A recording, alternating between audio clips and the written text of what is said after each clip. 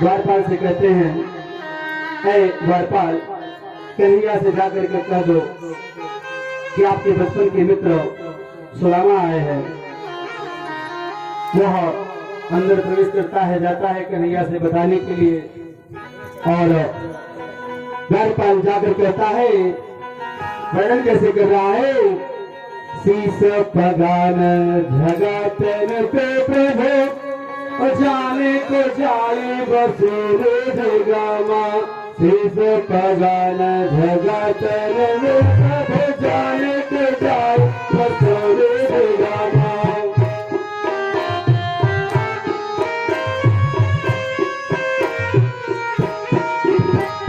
धोती फटी सी लटी द्रौपदी, हाँ धोती फटी सी हर पाए अपन हुकी नहीं समा। ऐसी स्थिति है, अरे द्वारे करोगी दुर्बल रहो कति सोना सुधारा रामा। द्वारे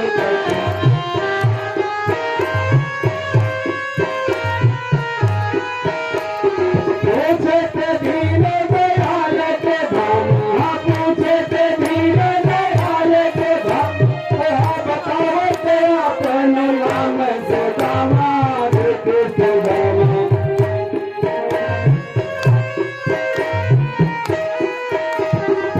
इस प्रकार से वह जाकर के सारी बातें बताता है कि कैसे एक ब्राह्मण है, उनका नाम सुदामा है, और ऐसी स्थिति है कि देखने में लग रहा है कि बहुत ही गरीब है, अपना नाम सुदामा बता रहे हैं। जैसे ही कन्हैया के कानों में सुदामा का नाम जाता है, गोविंद ऐसे दौड़े हैं कि जैसे लगा कि मानो भगवान रामचंद्र जी भरत का नाम सुनते दौड़ पड़े थे भरत भैया से मिलने के लिए, वैसे ही आज भगवान श्री कृष्ण अपने मित्र सुदामा से मिलने के लिए दौड़ रहे हैं। उठे राम सुने प्रेमय धीरा, जैसे भगवान रामचंद्र जी थे, राम सुन प्रेमय धीरा, कहूँ पट कहो निसंग धन धीरा। मिलन प्रीति किले जाई बखाने, और कभी पुरया गमा करम मन बानी। ऐसे बिहार में दिवाई न सो पद, लाते हैं बैठाते हैं सिंहासन पर, करे है ऐसे बिहाल विवाह न से पद, कंटक जाल लगे तो जोड़े। ऐसे बिहाल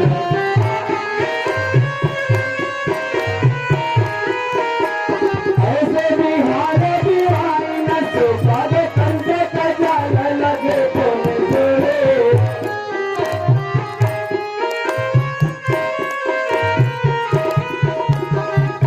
महादुख पायो सका तुम आए इतनी देर आए महादुख।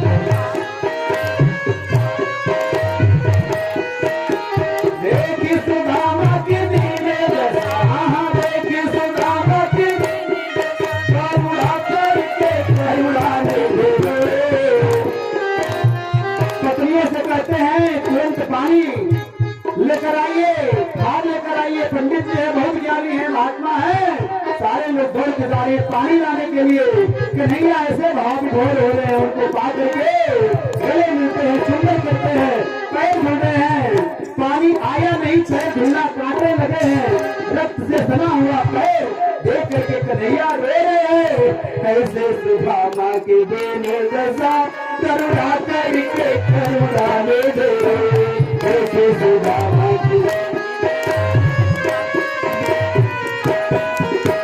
पानी पढ़ाते तो हाथे छुलो, नहीं पानी पढ़ाते तो हाथे छुलो, मैंने में तेल से कर धो।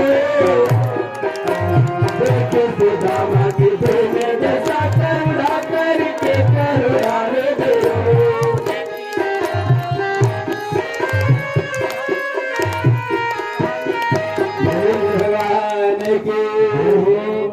भगवान श्री कृष्ण सुदामा को देख कर ऐसे विह्वल होते हैं। वाकई वो बचपन की यादें, बचपन में साथ में पढ़ना, लोगों का हंसना गाना बहुत ही अलौकिक होता है। भगवान श्री कृष्ण सुदामा को स्नान करवा कर नए वस्त्र पहना करके अपने सिंहासन पर लग बैठाए। पुनः लिवा जाते हैं अपने अंतःपुर में, वहां पलंग पर बिठा करके उनसे हाल चाल पूछ रहे हैं। और भैया क्या हाल है, कैसे गृहस्थी चल रही है, शादी वादी किए थे कि नहीं, कुछ बताए नहीं। हाँ कन्हैया किया था, एक धर्मपत्नी हमारी है और सब बढ़िया चल रहा है महाराज, सब बस ठीक ठाक। आपको आशीर्वाद है, सब कृपा है। क्या तुमने शादी वादी किया नहीं कन्हैया? हाँ महाराज शादी तो हम भी किए, कभी बुलाया नहीं महाराज। मेरी शादी ही ऐसी हुई कि मैं बुलाता कैसे आपको। अच्छा चल भाई कोई बात नहीं, बुला बुला, उन लोगों को भी आशीर्वाद दे देते हैं। अपनी पत्नी को बुला, भगवान श्री कृष्ण अपने पत्नियों को बुलाते हैं। पुत्रवती भव, सौभाग्यवती भव, 1 2 4 6 8। अरे कृष्ण ये तेरी कितनी पत्नियां हैं रे? तो विवाह इसने सबसे विवाह किया है? हाँ पंडित जी। अरे ऐसे विवाह, इतना ज्यादा विवाह। अच्छा ऐसा कर भाई 100 200 जितनी है सब मैं इकट्ठा बुला ले और मैं इकट्ठे आशीर्वाद दे देता हूँ। महाराज 100 200 नहीं है, 16,108। और ये भैया अच्छा मैं तुम्हें, तुम ही मेरा पैर पकड़ के बैठ जा, मैं तुमको ही आशीर्वाद दे दे रहा हूँ। और वही अच्छे ले जाकर के सारे लोगों के ऊपर छिड़क लेना, मेरा आशीर्वाद सबको प्राप्त हो जाएगा। ऐसी अलौकिक बातें दोनों सखा आपस में कर रहे हैं। कन्हैया कहते अच्छा ये बता सखा, क्या भाभी ने मेरे लिए कुछ भेजा है? नहीं कुछ भेजा तो नहीं है। नहीं तू झूठ बोलता है, जरूर मेरी भाभी मेरे लिए कुछ भेजी होंगी। देख रहे हैं कि पोतली तंदूर की गठरी बगल में दबाए बैठे हैं और देना नहीं चाह रहे हैं। सुदामा लाज लग रही है, उनको शर्म आ रही है। कैसे कन्हैया कितने बड़े दिव्य अलौकिक सिंहासन पर विराजमान रहने वाले कन्हैया को मैं तुच्छ भेंट चावल की कैसे दूं?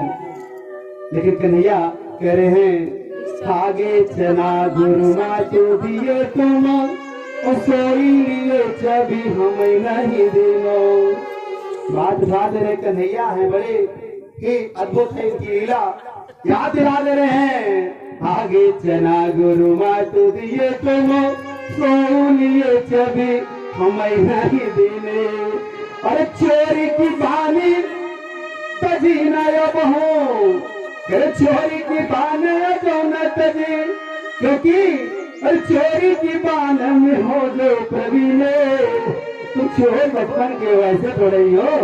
अच्छा ये लाओ देखो बगल में तुम्हारे क्या है, बचपन से चोरियां करते आ रहे हो। भगवान श्री कृष्ण के बहुत ही अद्भुत मित्र, अद्भुत सखा वो है सुदामा। आप लोग शायद जानते होंगे वो चना सुदामा ने अपने मित्र की रक्षा करने के लिए खाया था। मित्र से इसलिए नहीं खाया था, लिखा है जैसे कपट मित्र से चोरी को हो निर्धन को हो कोरी। कहा गया है कि कुछ चोर चोरी करके उस चने को ले जा रहे थे, कुछ लोग पीछे से दौड़ाए हुए थे, उस चने को उठा करके संदीपनी ऋषि की कुटिया में फेंक दिए थे।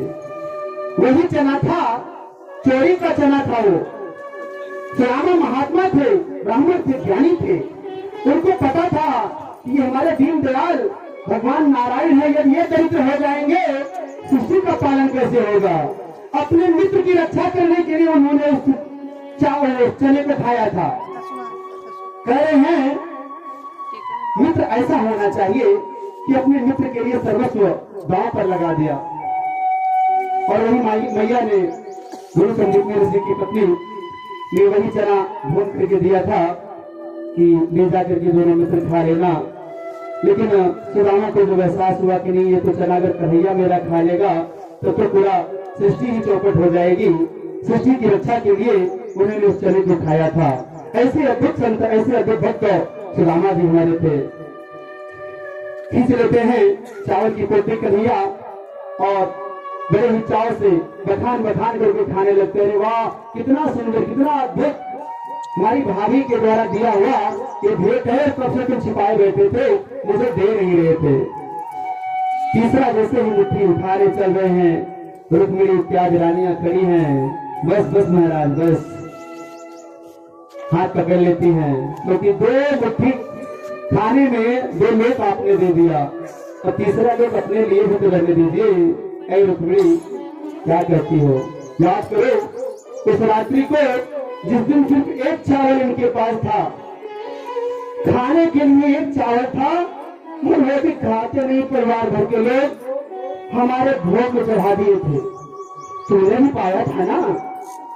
तो फिर कहती हाँ प्रभु मुझे याद है, तो जब तक मैं उनके बराबर नहीं हो जाता तब तक मैं कैसे सका? कहती हूँ भैया नहीं प्रभु ऐसा मत करिए, एक लोग रहने दीजिए, हम लोगों को रहने भर कर छोड़े रखिए। कन्हैया बात मान जाते हैं, चावल सारे लोग ले जाते हैं, सभी पत्नियां साथ में मिल बांट करके खाते हैं प्रसाद के रूप में। सभी लोग बहुत ही हर्षोल्लास के साथ रहते हैं।